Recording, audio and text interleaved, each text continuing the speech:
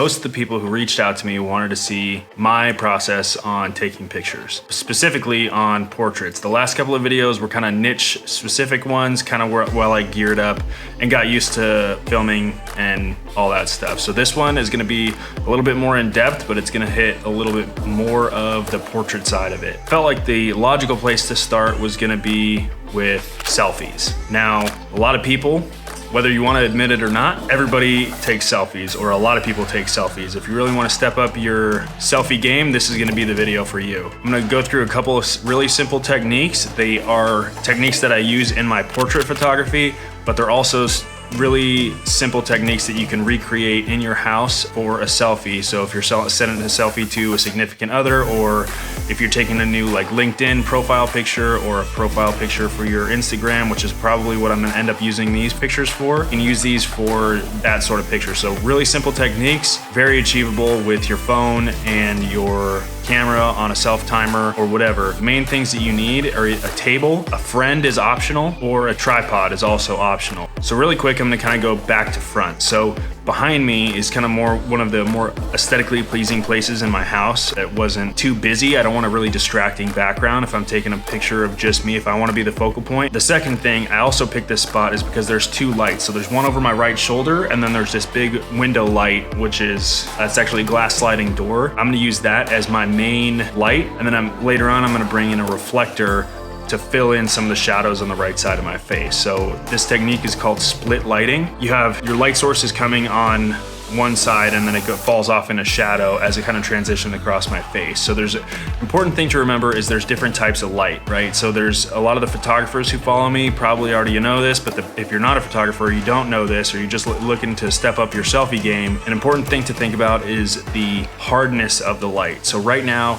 because this light source is so large, it's casting a very even or soft shadow. There's no real definitive edges on the shadows, like on my face or whatever. It's kind of a wrapping light. And then the other type of light would be what's called hard shadows, which is, it comes from a very small light source, which creates very drastic and sharp shadows. And that's not usually flattering. Have you ever seen someone try and take pictures and they hold their phone up in the air and they're like trying to, what they're actually doing is two things. One is psychological, which I'm not gonna go into. The other one is they're actually looking for the best light subconsciously. You don't even realize that you're doing it, but most cases, the light is above you, whether it's in your house or outside, the sun's shining down on you, and you're using that to fill in the unflattering shadows on your face. That's kind of a similar technique to what I'm doing right now. If I were to move this and shift it, something like that, it's gonna be more flattering because it's filling in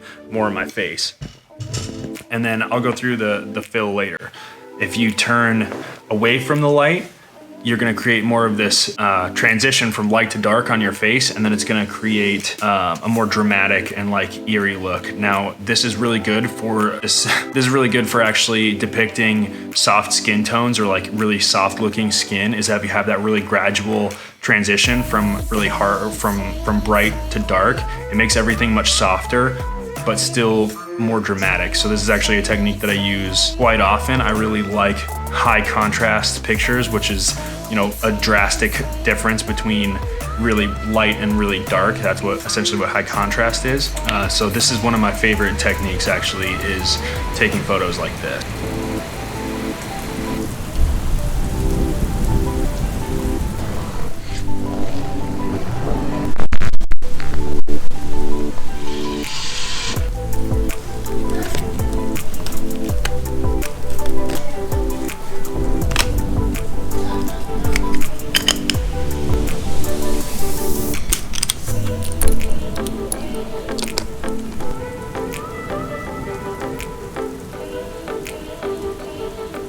So it's actually been a couple of days since I recorded the first half of this video. I just want to go through some of the other stuff. My wife actually got super sick, so I kind of paused my whole 10-day photo challenge just to kind of take care of her and take care of the family. I have this chair positioned right where it's at because I want the light coming at me from a 45-degree angle to my left. On my right side, I put this big reflector that I used in one of my previous videos. This is what's actually known as a flag. It's just a collapsible reflector, but they make purpose-built flags that can be very large and more for like a studio setup or whatever. I'm gonna shoot both 35 millimeters and 50 millimeters for two reasons. On a crop sensor, my 50 millimeter is gonna act more like an 80 millimeter, so it's gonna be kind of more like a torso shot. And then my 30 millimeter is gonna act like a 50. Really quickly, I'm gonna go through taking pictures on an iPhone, just since it's already set up and it's in my hands, give you guys just some quick techniques for taking pictures with a phone. Typically, the smaller the light source, like if it was one single light bulb or something, the less flattering the light's gonna be, unless you're looking directly at the light or changing where the light's coming from. Real quick, when I'm taking a selfie, I'm gonna try not to, like I said before, I'm gonna try not to have a super distracting background. I don't wanna have a bunch of crap behind me.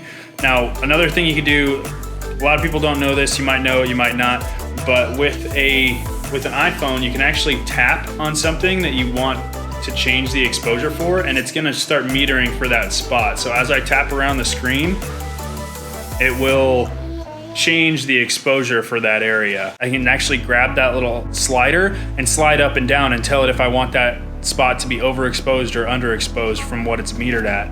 Now, one thing to pay attention to when you're taking pictures on your phone, if you're messing with the exposure, you don't want anything to be blown out or washed out. So what happens when you wash out a picture is it records no data for that area. Something that looks washed out or really bright, like on your face, for example, you're not gonna be able to darken that later with any kind of apps or programs. It's just going to be a white blob in that spot. So be really careful when you're adjusting your exposure on your phone or your camera to not overexpose it. But I typically always intentionally underexpose so I can brighten things that I want to later and leave other stuff the same. One thing I forgot to mention is when you're using an iPhone, when you tap, you're also telling it where you want it to focus. Now, you want it to focus on the eye typically, unless you have another focal point in your picture that you're trying to emphasize.